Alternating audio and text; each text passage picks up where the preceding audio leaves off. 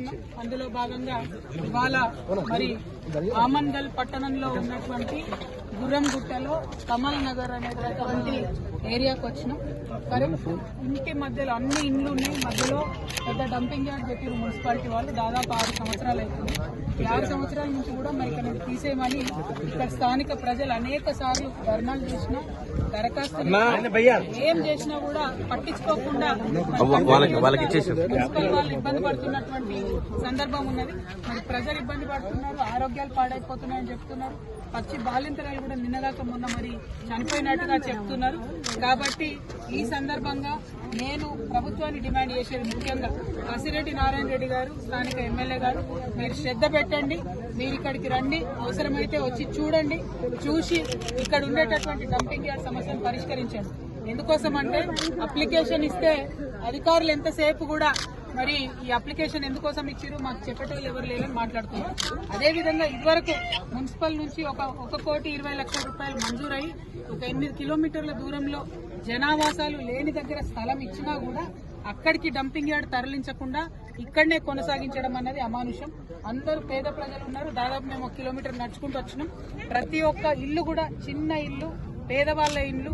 అదేవిధంగా 1994లో ఇచ్చినటువంటి ప్లాట్లు మొత్తం గుట్టలలో ఇచ్చారు పేదవాళ్ళకి. ఆ గుట్టలు కొట్టుకోలేక కూడా మరి ఆ చుట్టుపక్కలనే నివసిస్తున్నారు తప్పితే చాలా ఇబ్బందులలో ఉన్నారు ఇక్కడ ప్రజలు. మరి ఇక్కడ నుంచి కూడా కొమ్మన లేకుండా పొగబెట్టిన విధానంగా నడుస్తున్నది ఈ కథ తప్పితే ఏది ప్రజల కోసం జరుగుతలేదు. ఇది కరెక్ట్ కాదు.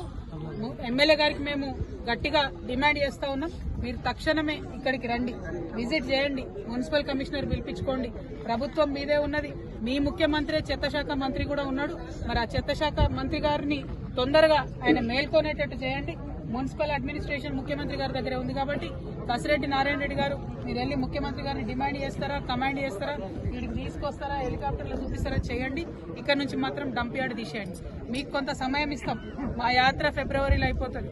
ఆ ఫిబ్రవరి అయ్యేదాకా చూస్తాం. లేదంటే మేమే వచ్చి ఇక్కడ డంప్ యార్డ్ ఆక్యుపై చేసుకొని ఇటుకెళ్ళి చెత్త తీసేస్తాం. ఇది మున్సిపల్ జాగా. ఈ మున్సిపల్లో కంపోస్ట్ పెడతామని చెప్పిండు. అది ఎవరికి డిస్టర్బెన్స్ కాకుండా పెట్టమని చెప్పిండు. కనీసం ఇక్కడ వేసిన చెత్తను ఏమాత్రం కూడా మరి పర్యావరణం మీద పట్టు లేకుండా రోజు రాత్రి తగలబెడతా ఉన్నారు. విషవాయువులు ప్రజ్వరిల్లుతా ఉన్నాయి. గుట్టలు ప్లాస్టిక్ కనబడుతుంది. మీరు అట్లా మంట పెట్టిపోతే ఆ ప్లాస్టిక్ వాయుతోని క్యాన్సర్లు వస్తాయి, రకరకాల రోగాలు వస్తాయి. ఆ మాత్రం కూడా శ్రద్ధ లేకుండా ప్రభుత్వం ఇది చేయడం కరెక్ట్ కాదు.